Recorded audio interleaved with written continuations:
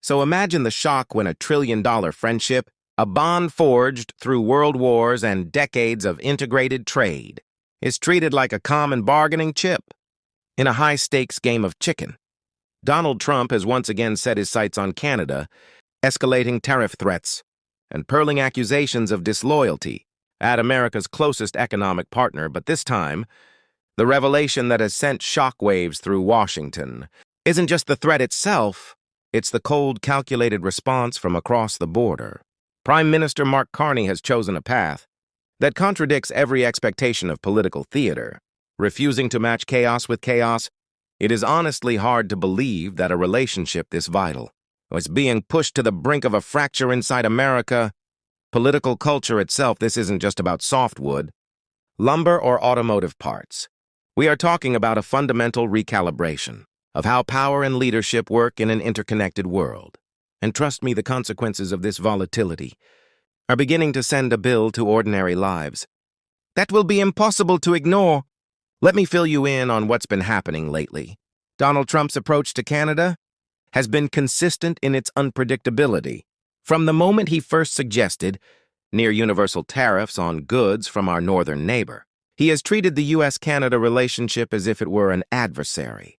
Rather than a bedrock of American prosperity, he has lashed out at Canadian leadership, threw around accusations about influence, and signaled that even the closest allies are subject to his personal grievances. From the get-go, his strategy has been to use uncertainty as leverage, a pattern that defined his first term and has only intensified in his second.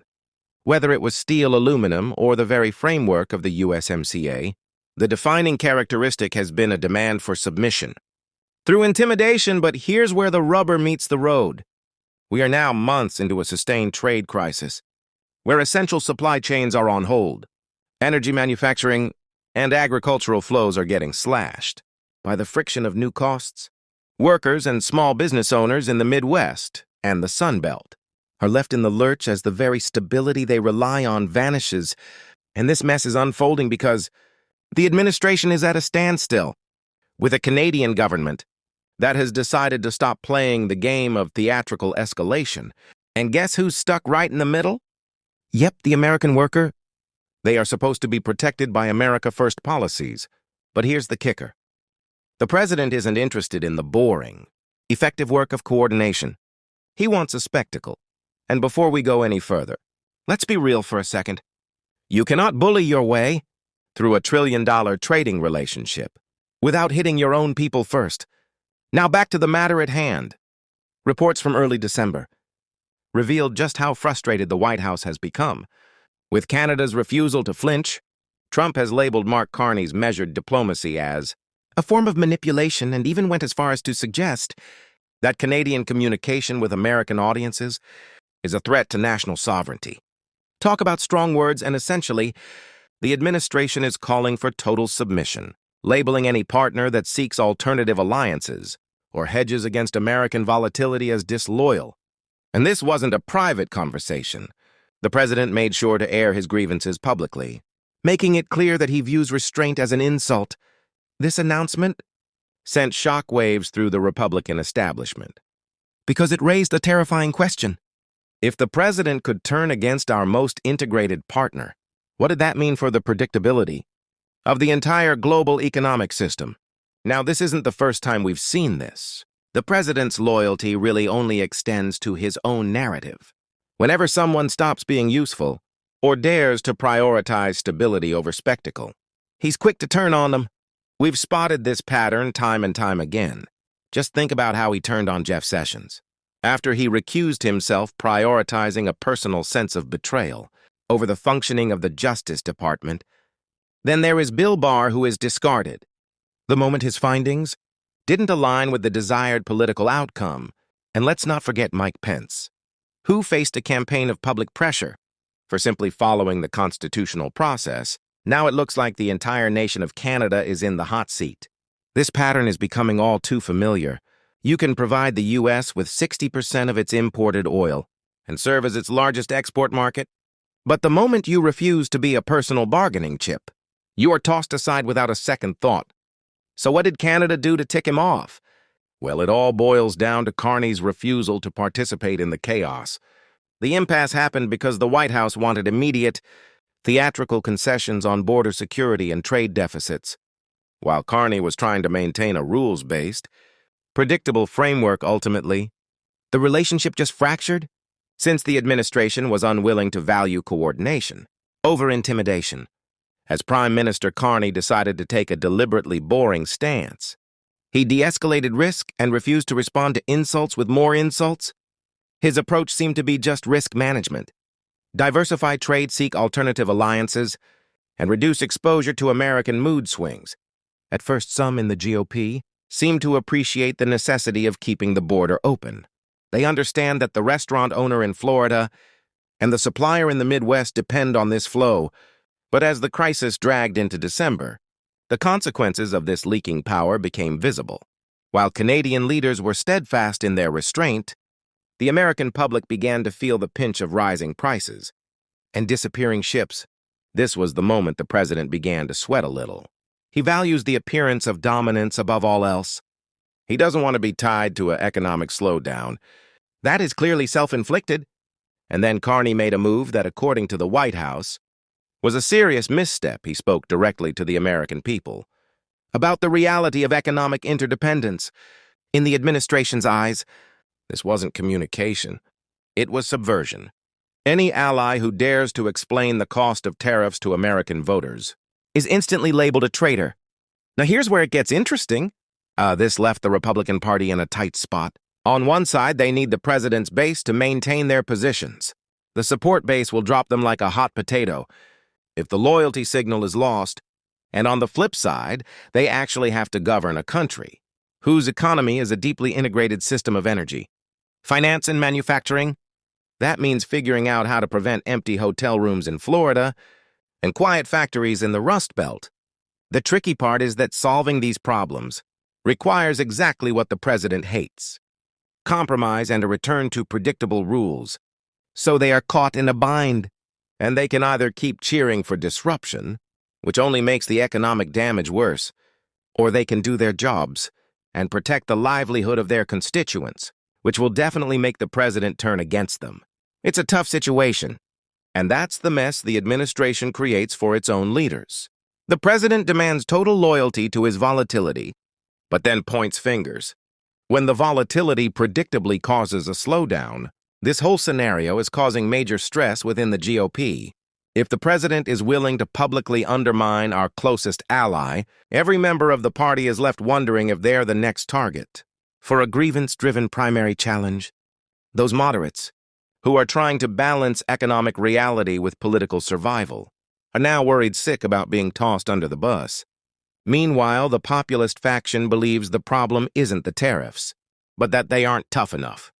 Things became even more intense when Stephen Schmidt, a figure who spent decades inside Republican politics, broke away with a blistering critique. He had been warning that chaos is not strength, and that stability is not weakness. When someone who helped build the modern conservative movement starts calling your behavior reckless and destructive, you know you're in a world of hurt. Now here's the kicker. The legal challenges have reached a boiling point. A coalition of small business owners and regional trade groups decided to take legal action to stop the unilateral imposition of these tariffs. On December 10th, a lawsuit was filed in federal court, stating that the administration's use of emergency powers to tax closest allies was a gross overreach. They pointed out the constitutional principle that the power to regulate commerce and set tariffs belongs to Congress, not the executive branch. The legal process moved pretty quickly because the judge recognized the urgency. Every day this continues, the economic infrastructure of trust erodes further. And let me tell you, the judge didn't hold back. In a ruling that has the White House reeling, the court declared the administration's actions constitutionally indefensible. That's legal speak for saying, you've got no solid ground to stand on here. You're just abusing your power for a political performance, calling out a sitting president by name for eroding democratic norms. Created a real stir. This is a huge deal that doesn't usually happen in a functioning democracy. Legal experts are noting that we haven't seen this kind of judicial pushback against trade policy in Generations J. Michael Luttig. a conservative legal voice who cannot be dismissed as a partisan, went on the air and made a statement that really should catch everyone's attention. He said that the administration's attempt to treat trade as a personal bargaining chip is a direct threat to the rule of law. Just think about that for a moment. This is coming from a foundational conservative voice. When legal experts from both sides start tossing around terms like unprecedented and self-sabotage, that ask the moment to really pay attention. And let's break this down, because it's not just a captivating legal story. It has serious consequences for how our government operates. First up is the immediate political fallout. The president is already facing significant backlashes. Tourism drops and cross-border manufacturing slows. Approval ratings in key border states are taking a hit. As the bill for disruption finally arrives, at the dinner table, representatives are getting anxious about the upcoming midterm elections, which is definitely adding to the tension. And honestly, seeing the U.S. become a threat to its own partner is not a good look. Most folks in America have a good deal of respect for our alliances as a vital part of our security. Even if they want better deals, the opposition is definitely planning to take advantage of this. They'll argue that the president believes he's above the economic laws of gravity and does not hold the constitutional system in high regard. This is going to be Exhibit A in proving that the administration confuses dominance with competence.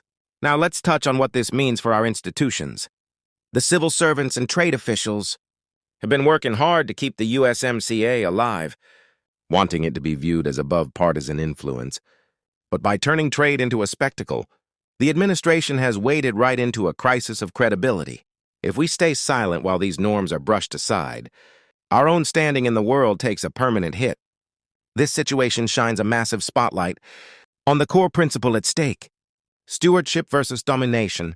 At the heart of the issue is whether a leader can just upend a trillion-dollar relationship whenever he feels like it. If he gets his way, it could totally change how our entire economic system operates. Privileging mood swings over markets. And for 250 years, American power was built on being the anchor of alliances and setting predictable rules.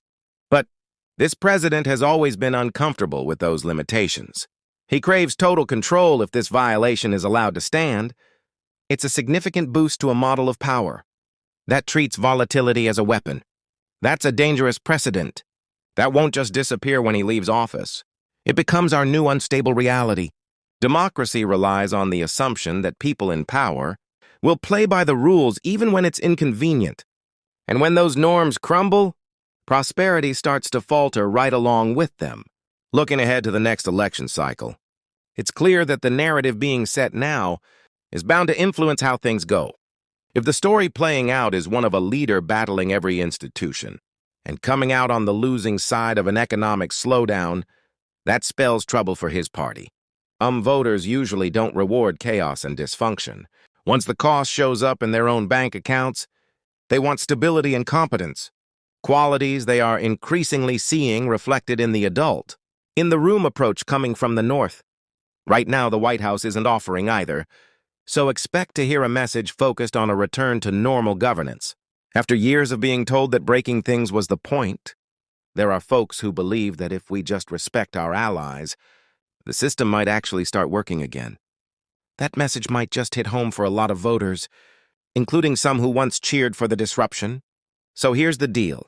It's honestly hard to believe we are witnessing a pivot, where the world's most powerful economy is forcing its closest friends to plan for its own volatility. This isn't just about trade. It's about whether we still value trust as a form of national infrastructure. If we decide that dominance is more important than durability, we are basically saying our constitutional principles don't matter anymore. That would mean stepping into a realm where power is just a performance, at the expense of everyone in the dope. Cheap seats. It's about so much more than a headline or a soundbite. It's about whether we genuinely have a system that works properly, or if we're just stuck with whoever can generate the most noise. So keep an eye on this. Things are just heating up, and the next few weeks are going to be crucial. As the Supreme Court weighs in, we're just getting started. And this ride is far from over. The stakes have never been higher. The evidence of damage is stronger, and the outcome for the American economy has never been more unpredictable.